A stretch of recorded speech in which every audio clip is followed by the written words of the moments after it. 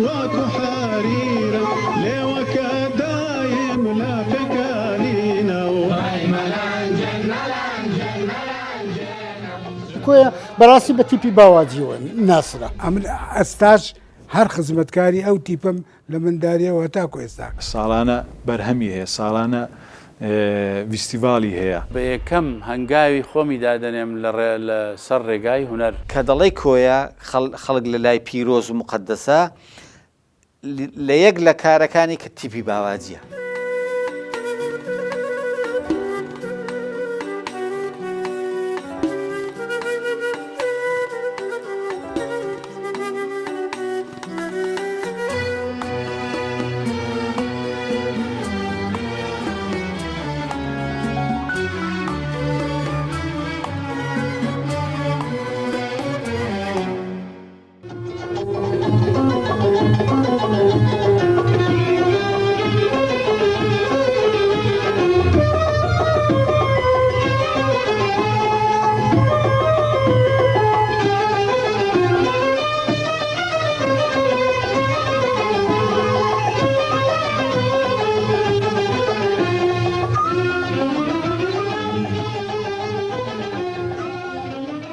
تیپی باواجی بەڕەسمی مۆڵەتەکەمە لە ساڵی 1970 وەرگرت بەڵام لە پێشتر لە ساڵی 1957 مامۆستا باکووری هاتە کۆیە بە مامۆستای ئینگلیزی بوو ئەو وەختی لە کۆیە لە ناوەندی کۆیە دامەزرا ئەو لە خۆی فەنان بوو مۆسیقی بوو پاژماوەکی پاش دامەزراندنی ویستی نەشاتەکی چالاکیەکی قوتابخانە بکاتن ئێمەی چەند کەسێک هەر بژارد ئاشنای کردین بە مۆسیقا. مامۆستا سەردار ئەوە جێرانەوەی ویە دەیگوت لە سنفیەکی متەوەستەی بمڕۆژی مامۆستا باکووری هات سەف بە سەف دەگەڕا هاتە سەفەکەیمەش پرسیاری کرد گوتی چێ لە تەڵەبەکان لەنگۆ مۆسیقا دەزانی گوتی ئەم دەستم برنگ کرد گوتی ئەو دەمای نایەکی سەقەتم پیا کردبوو نەزانم لە ڕێگای سایقەچی کە هاتوچوی کۆی دەکرد دووزەلە بوو نایب شتەکی وابوو دەیگوە لێم دەدا بەس بە سەقەتی لێم دەدا هەر لە خۆمەوە گوتی ئەم دەستم برنگ کرد دا چوو بە سەفەکانی دیش مامۆستا زاهیری دیت بۆ ئەویش ئەو دەمای نای لێدا بوو عونی عەلی و نازانم نەشئەت حەمید خوا عەفوی کە دەفی لێدایە مامۆستا جان تۆماس ئیقاعی لێدایە ئەوانەی هەموو کۆ کردیتەوە و دەرسی پێگوتینە بەڵام ئەو تیپەی مامۆستا باکووری یعنی لە قوتابیانی ناوەندی کۆیە بووە.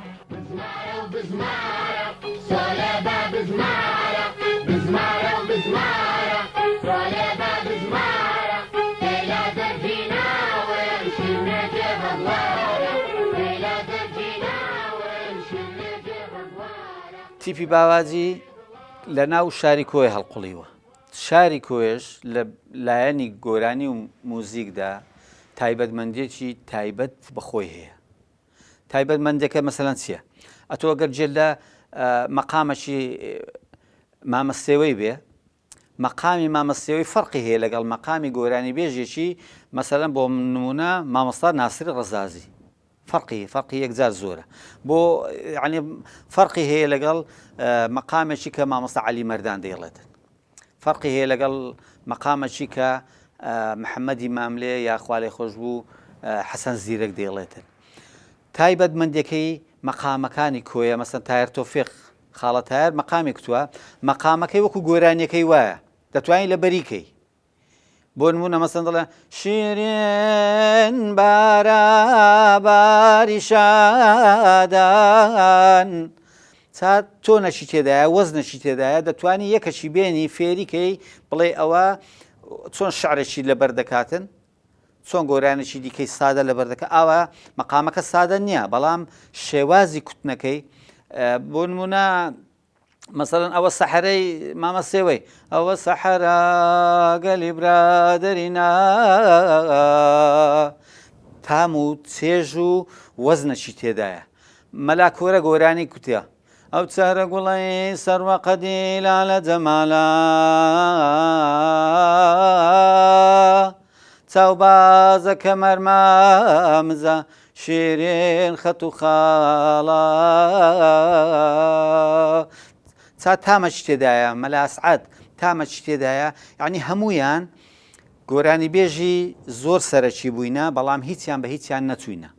تیپی باواجیش کە لەو کانگەیەوە هەڵقوڵیوە تایبەتمەندی خۆی هەیە لە ئاوازەکانی لە گۆرانەکانی لە مەسەن زۆربەی گۆرانەکانی گۆرانی تازەنە ئەوەش نییە فۆلکلۆر نییە بەڵام تایبەتمەندی خۆی هەیە پارچە مۆسیقاکانی کە لێیان داوە مەسەن بوچی کەرکوو کە مامۆستا سەردار سۆڵۆیەکی لێداوە هەتا ئێستاش لە جێی خەڵکیدایە کە وەکو بڵێ دێتە جێت ئەوەندە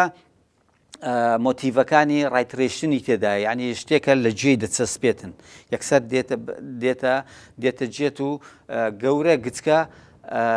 دەتوانێت بە هاسانی بیڵێتەوە. باوازی وەکو سفەتەکی ڕسمی کە ئیجازەی ڕسمی لە دەوڵەت هەبی ئەمە بووین کە لە کۆیە لە 65ەوە بە سەرپەرشتی مامۆستا زایر محەممەد و کوبرای گەورەمان هەڵما ئەو کە بەڕاستی لە غەمیشیدا بوو کە ئیجازە لە بۆ تیپەکە وەرگێ چونکە شەرتەچیان هەبوو دەیگۆ ئیجازەی ئەو کەسانی کە ئیجازەی تیپەکە وەردەگرن ئەو سێ نەفەرە دەبی دەرچووی پەیمانگەی هونەرە جوانەکان بن بەشی موزیک 5 ساڵیش خزمەتیان هەبی. ئێمەش دەستەی دامەزرێنەر بووین کۆمەڵ دەکەس بووین مامۆستا زایر بوو مامۆستا ئەنوەر تاهیر بوو مامۆستا کەریم حەمەد بوو ئەو جا بەندە بووم مامۆستا خەڵکی دیمان لەگەڵ بوو هونەردۆز بوون مەسەلەن سەلاح حوسێن مەلا ئەحمەد و ئیسماعیل مستەفا خۆشناو وفؤاد سعید ئەحمەد هەلا و هەیلاوە گوڵێ باریکە لاوە پێم گۆ بۆ ماچێ گوڵێ جوابی نەداوە هەلا و هەلاوە گوڵێ باریکە لاوە گوڵێ پێم گۆ بۆ ماچێ گوڵێ جوابی نەداوە هەلا و هەلاوە گوڵێ باریکە لاوە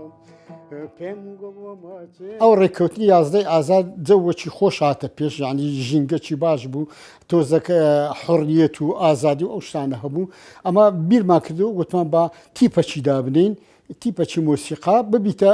ڕسمی بەمۆڵەت زۆر خەریک بووین یعنی تقریبا 2 ساڵان ساڵونی وەک زیاتر 2 ساڵان خەریک بووین بە ڕسمی ینی بە فەرمی ئەوانەمان دامەزراند و ئەو شتانەی کە پێویست بوو لە پەیڕەوی ناوخۆ و لە عەریزە نووسین داواکاری و ئەتر زۆر ئەوانە هەمومان جێبەجێ کرد و لە شانسی ئێمەش ئەو وەختی برادەرێکی خۆمان خزمەکی خۆم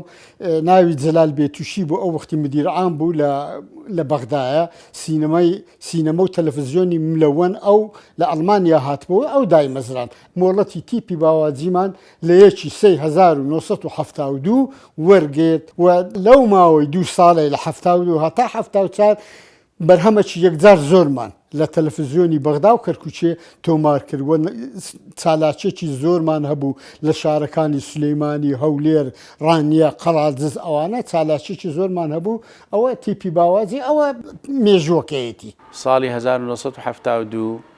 ئەگەر هەڵە نەبووم لە تەلەڤیزیۆنی بەغدا داوەت کراین بەواسطەی ئەو کاک جەلال بێتوشی کە دەورێکی زۆر سەرەکی هەبوو لەو ئیشەی و ئێمە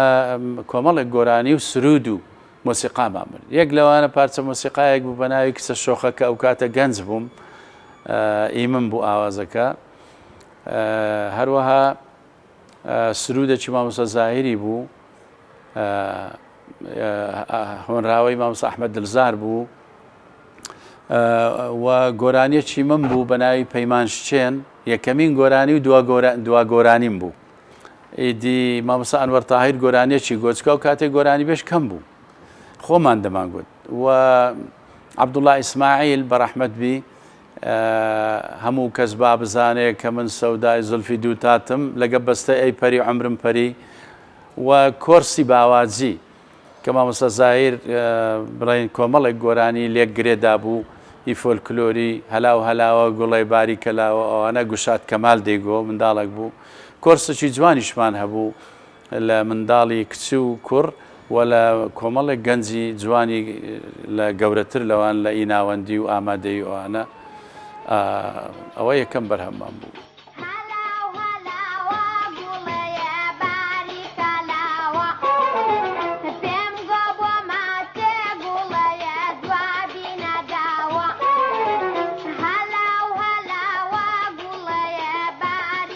La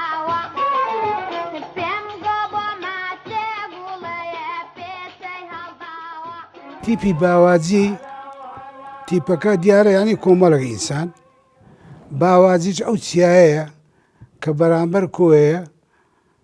ئەوە ناوی چێوی باوازیە لە ئەوەلیەوە من لەگەر بووین کۆرز بووین لە 1950ەوە ئەمن لەگەر بووی مەتاکو ئێستاکە ئەندامی تیپی باوازی عمرم 25 ساڵ بوو کە باوازی ئیجازەی وەرگرت ئەمن لەو دەمیەوە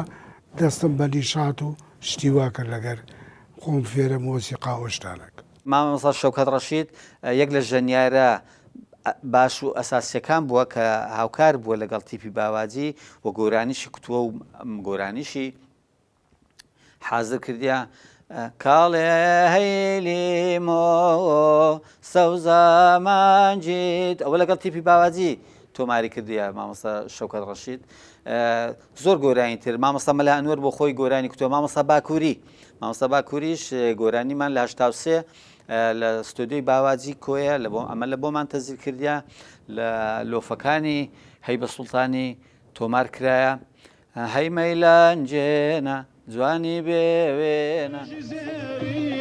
داڵی حريرة لێوەکە دایم لا بکانینە و کورچی زێرینت واکو حريرة لێوەکە دایم لا بکانینە و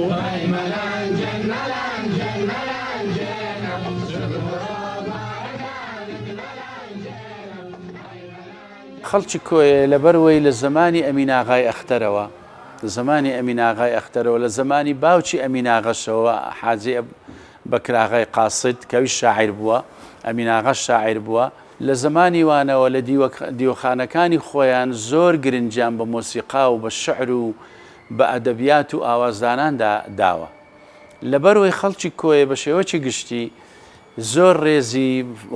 هونەر دەگرن بە گشتی بە تایبەتی گۆرانی مۆسیقا یعنی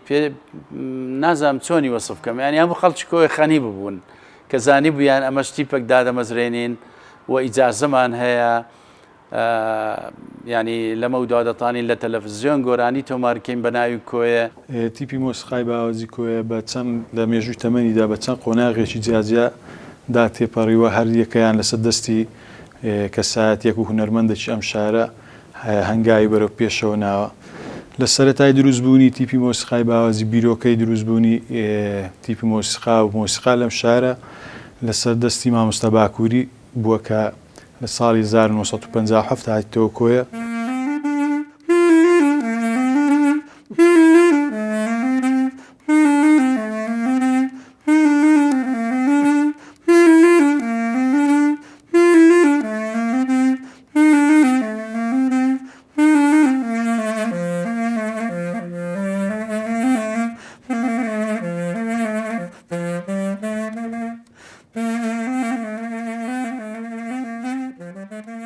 سەرەتای من بۆ هاتنی تیپی باوازی کۆیە بەڕاستی ئەمە تیپی باوازیمان کە پێشتر بیست بوو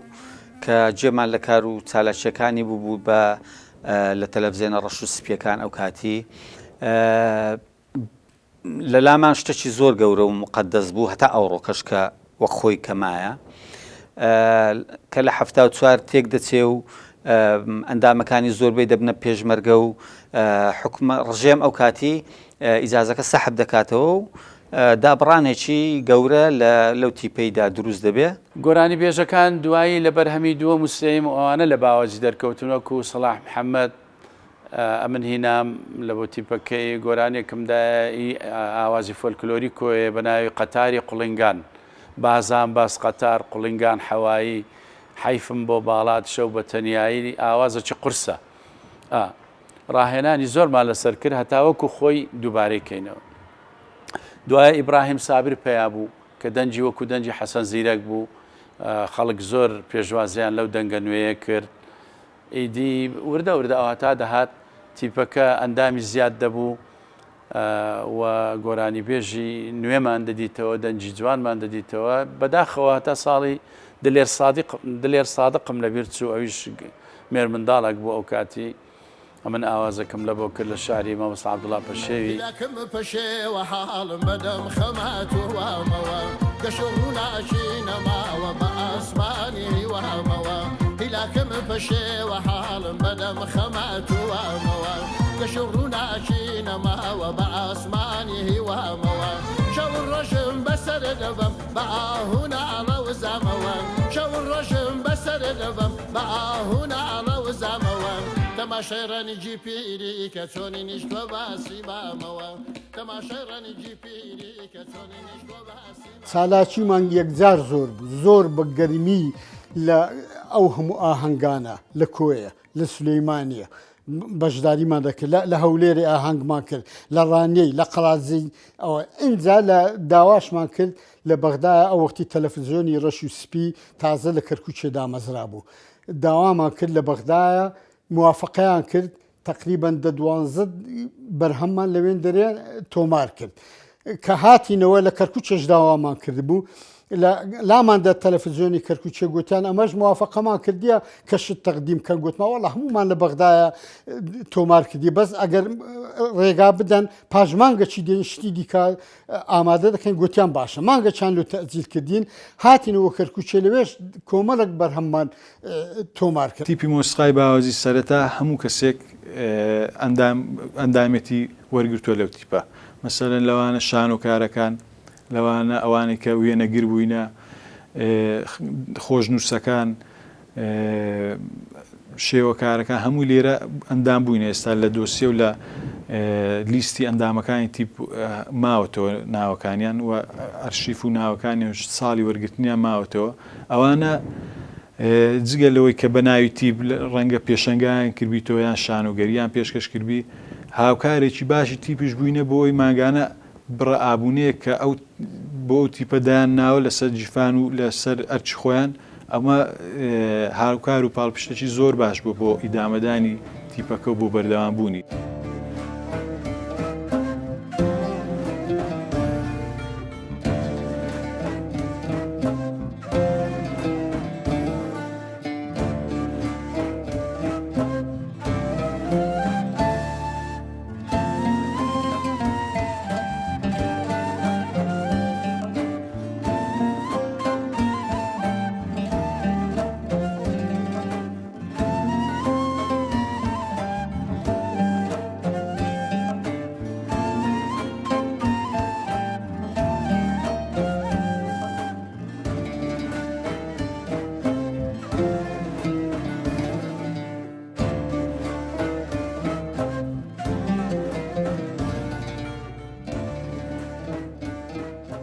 لە ساڵی 1970 کە میهرەجانی هونەری کوردی کرایە کەم میهرەجانی هونەری کوردی کرا لە بەغدا یعنی جێی شانازیە تیپی مۆسیقای سلەیمانی بە هەموو زەخامەتی خۆیەوە 23 ئەندام 22 ئەندام بێ لە کۆرس و گۆرانی بێژەوانە تیپی باواجیش ئەمە 7 مۆسیقاژەم بووین لەگەڵ کۆرسێکی جوان ئێمە ئەوان ئیمتیاز دەرچوون پێشەنجی ئێمە بوون ئێمە بە یەکەم دەرچوون ماڵعیلم تیپی ئەو لێرە لێبوو تیپی کەرکوچی لێبوو تیپی مەولەوی لێبوو تیپی کۆمەڵی هونەر جوانەکانی کوردی لێبوو و ئیدی کەشی دهۆک و ئەو ناوچانەی لێبوو ئەوە شانازیە لە بۆ تیپی باوازی هەمیشە ئەمن شانازی پێ دەکەم و بە یەکەم هەنگاوی خۆمی دادەنێم لە سەر ڕێگای هونەر کە دەڵی کۆیە خەڵک لە لای پیرۆز و مقدسە لە یەک لە کارەکانی کە تیپی باواجیە تیپی باواجی وای کردووە کە کۆیە خۆشەویست بێ ئەوە یەک لە لایەنەکانە کە کۆی پێمەشهور بووە